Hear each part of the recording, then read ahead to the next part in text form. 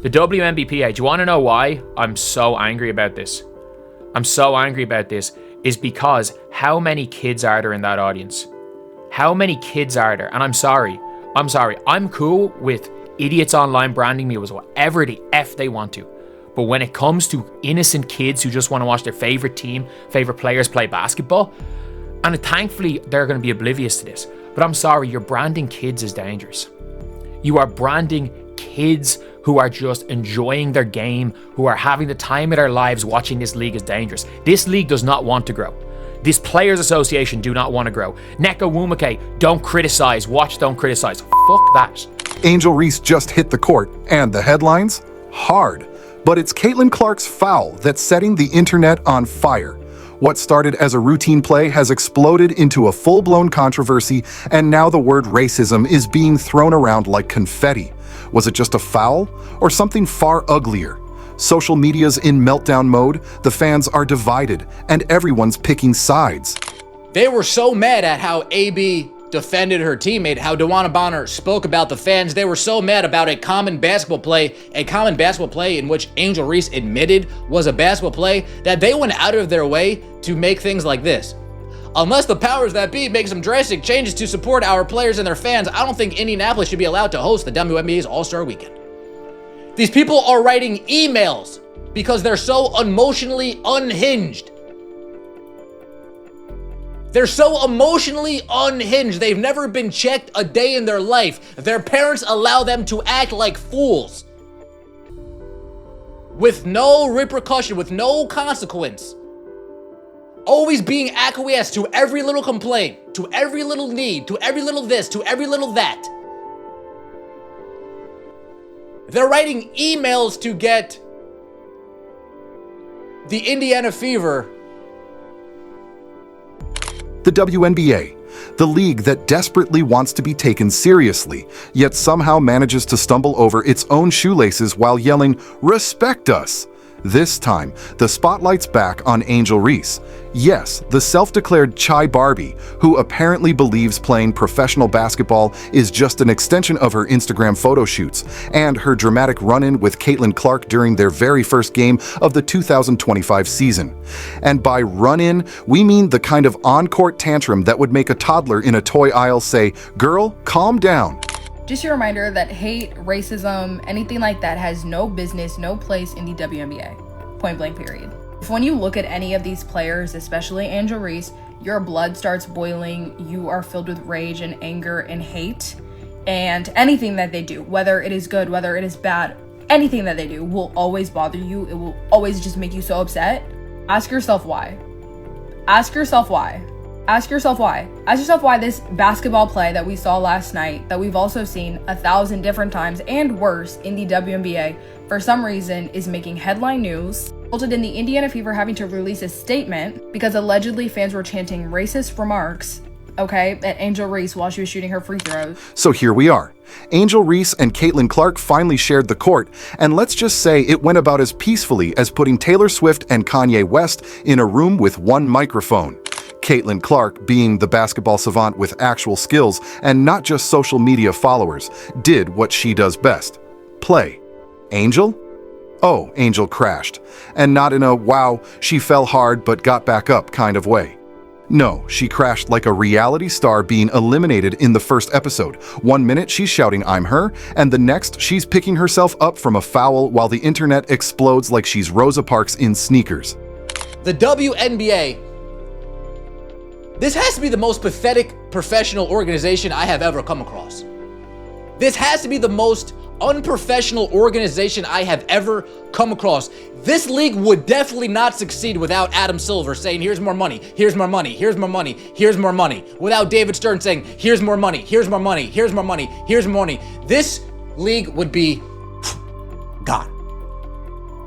And that's what happens when you don't need to think logically, when you don't need to think like a business, when you can continue to put activism at the forefront because daddy's gonna continue to pay your bills. You're allowed to get off the rails. You're allowed to say whatever outlandish stuff you want to say because it doesn't matter. You'll never fail because daddy's always paying the bills. Because naturally, a foul in basketball, something that happens around 25 times per game, is now somehow a full-blown racial flashpoint when it involves Angel Reese. Forget the scoreboard, forget the stats, and absolutely forget the fact that Caitlin Clark has taken harder fouls from 9-year-olds at charity events. No, this time it's not about the game. It's about identity politics, moral grandstanding, and performative outrage with a side of clickbait. Cue the overcooked think pieces, the outrage Olympics on Twitter, the hashtags no one needed, and the endless parade of pundits pretending to care more about justice than jump shots. Okay, so I didn't hear anything outside of the run-of-the-mill booing. But the WNBA seems content to follow through with this ridiculous investigation. Who is the WNBA going to let control their pocket strings, their pocketbooks? Because it seems to me like the new fans are the ones that's funding this whole league now. I mean, we make up about 70% of the fans overall.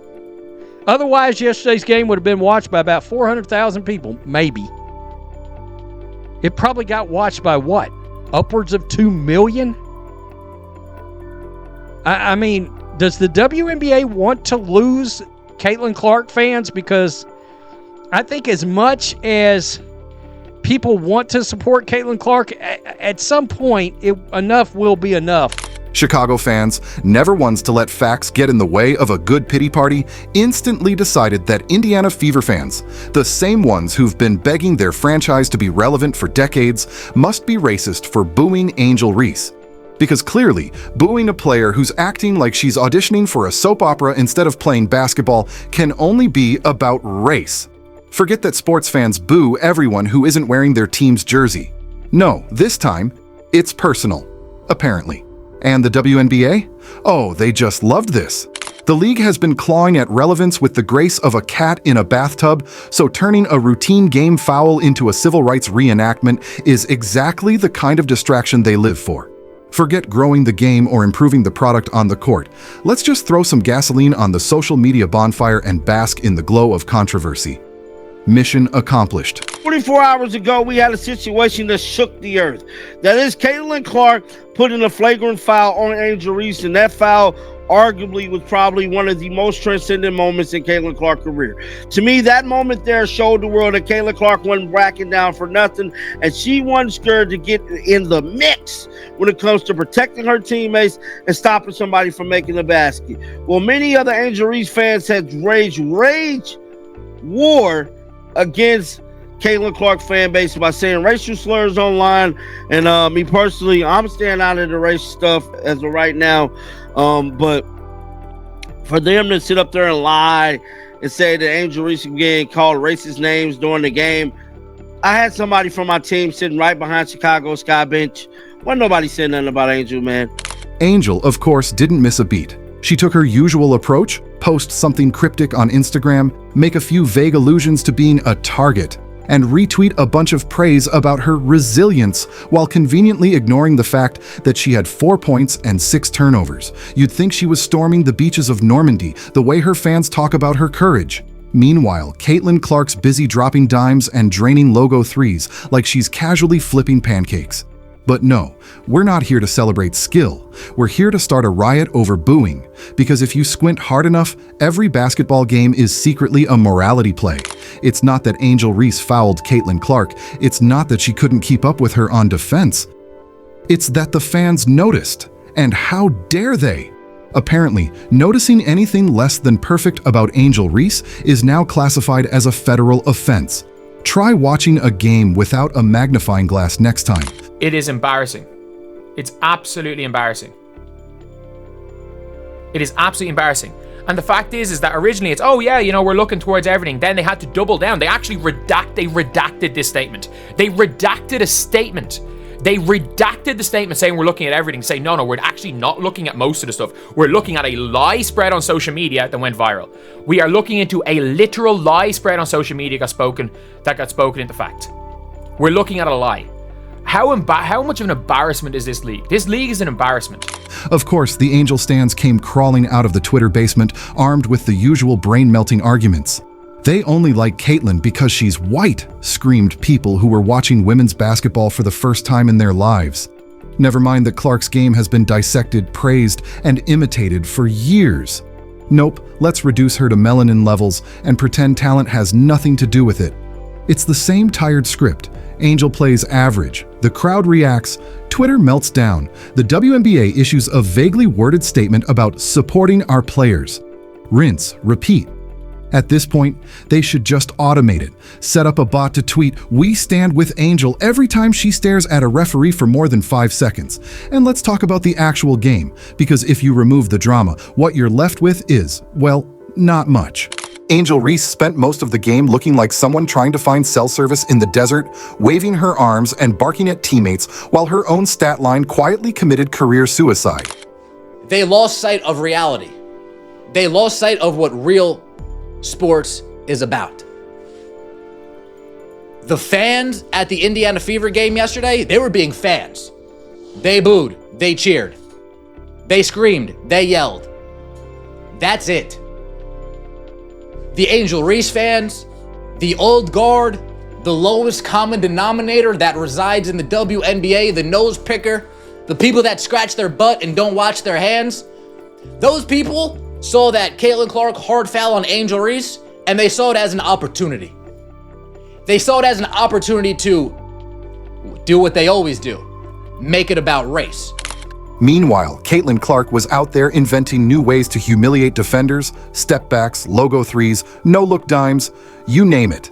The scoreboard may as well have just read "reality check" in bold letters. But instead of acknowledging the glaring gap in performance, the entire conversation veered off a cliff into a race-fueled circus. Suddenly, a routine foul became a national crisis, complete with digital pitchforks, moral outrage, and WNBA talking heads acting like we just witnessed a hate crime on hardwood. The actual basketball? Apparently irrelevant. What followed was an avalanche of performative takes, each one more self-righteous than the last. The narrative mutated into something so detached from the game that actual fans were left scratching their heads. When did the WNBA become less about basketball and more about hosting a never-ending group therapy session on social justice and microaggressions? It's almost like the league thrives on being perpetually offended, rallying more around hashtags than highlight reels. Forget the product on the court. Forget building a loyal fan base that actually watches the games instead of just quote tweeting them. As long as the drama's trending, who cares? It's strategy by spectacle, and for actual basketball fans, it's just plain exhausting. It is sports heckling. It is sports fans and basketball fans getting into it. And then apparently, this page has said multiple people who were at the game confirmed to me the environment was hostile. Yeah, last year, a journalist came on and said when the Indiana Fever scored, the arena erupted. But it didn't feel like cheering. It felt hateful because Caitlyn Clark hit a deep three-pointer. They literally said that cheering your team is hateful. That is what the WNBA media said. And I say this right now. WNBA have made their stance clear. They have made their stance clear. And the WNBPA made a statement about it as well. And whatever about the WNBA, the Players Association, ignoring the fact that 6 or 7 of their players have been called racial slurs for an entire day, but they're on the Indiana Fever. They don't care about those players. It's only certain players. The WNBA players, they don't want Caitlyn. Let's not forget that this isn't the first time Angel Reese has played this card.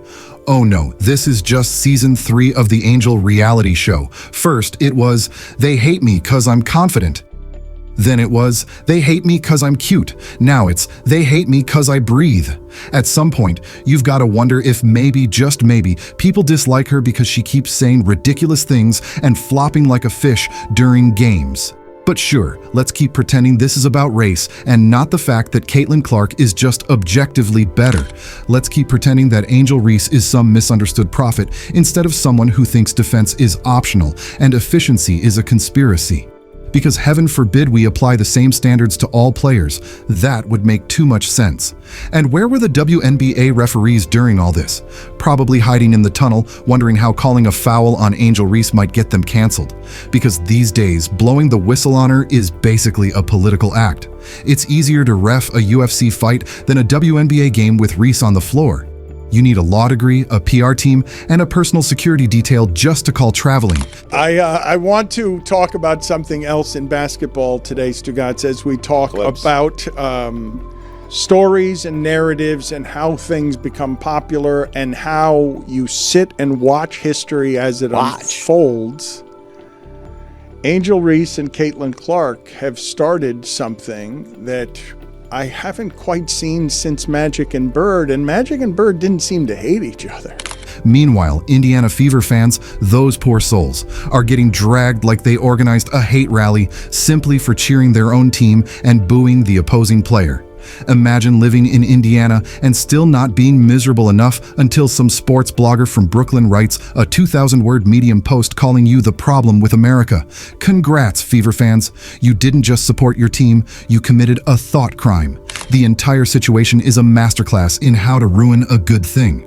The WNBA finally has eyes on it, thanks in large part to Clark's undeniable talent. And what do? Turn it into a sociology thesis. Instead of riding the wave of interest, they're building barricades around their most controversial players and daring the audience to criticize them. It's not just basketball anymore. It's a test of your political beliefs. Number one, let me put it out there. I don't believe for a second that Indiana Fever fans were yelling racial slurs where there were television mics down by the court. I don't believe it. They would have gotten thrown out of the arena. So don't let that narrative, it would be everywhere. Somebody would have it on camera. It would get leaked. It would be online right now. It's not. Everybody's got camera phones. We would already know if that was true.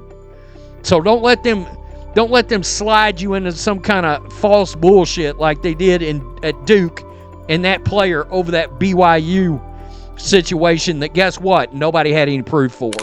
And if you think this is just a one-off meltdown, think again. This isn't an isolated incident. It's the whole blueprint now. Every time Angel Reese gets outplayed, which, based on the last handful of games, seems to be becoming more of a pattern than an exception, we get the same tiresome routine. Cue the drama, cue the deflection, and cue the PR machine revving into high gear to convince us that merely pointing out her mediocre performance is somehow an act of oppression.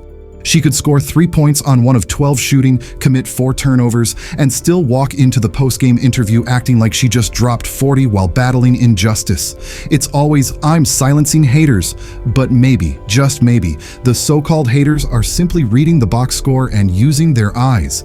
Even her teammates seem exhausted by the spectacle. Watch the bench reaction when she fouled Caitlin Clark. It wasn't fire and fury, it was more like, oh God, not again. You can only charge into battle so many times for someone who insists on tripping over their own ego, then blames the floor for being there.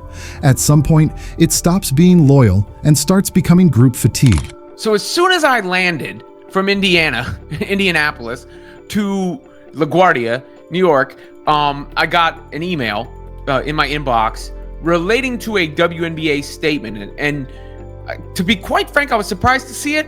I didn't think these things would be a topic this year. It's certainly not at this point, but here we go again. But Angel won't stop, because playing the victim gets more likes than playing defense these days, and nothing feeds the algorithm quite like a well-timed meltdown. And the WNBA? Oh, they're not stopping either. Why would they? Controversy is the new currency. Outrage drives engagement, and who needs highlights when you've got headlines? This isn't just the start of a basketball season. It's the pilot episode of yet another long, loud, painfully predictable drama where accountability is optional, victimhood is fashionable, and mediocrity gets dressed up in the glitter of performative activism. And let's not forget the fans, the real ones, the ones who actually tuned in to watch elite basketball, not a rerun of the latest internet feud. They've been reduced to spectators in a never-ending social media slap fight, where every pick and roll comes with a side of virtue signaling. All they wanted was to watch Caitlin Clark do what she does best, hoop. Instead, they got Angel Reese storming around like she's leading a revolution every time someone gives her a hard foul. It's not basketball anymore, it's theater, and unfortunately, no one remembered to write a good script. What is interesting about what's happening there, you guys give me the other two athletes that have come in at the same time and are sort of elbowing each other for space at the start of something, personality-wise, and you can know they don't like each other, and on top of that, are doing the race dynamics of the day different than Magic and Bird did them, because Magic and Bird, everybody was very lucky. At the end of the day, this whole situation could have been a footnote, a minor dust-up in Game 1. But no, thanks to the WNBA's relentless need to inflate every controversy, it became a full-blown social media war. And Angel Reese? She's still playing the role she loves most. Not the power forward, not even the star. Just the martyr in a league desperate to create one. So here we are. Game 1. One foul. One bad performance. One exhausting controversy. And 1,000 people trying to convince you that what you saw with your eyes didn't actually happen. Because to criticize Angel Reese is apparently to criticize humanity itself. Here's an idea. Maybe next game, we let the players play, the fans cheer, the refs ref, and leave the drama to reality TV where it belongs. Or better yet, maybe Angel can try scoring before staging the next revolution. Because at the end of the day, the scoreboard still speaks louder than the spotlight, and it doesn't care who's trending.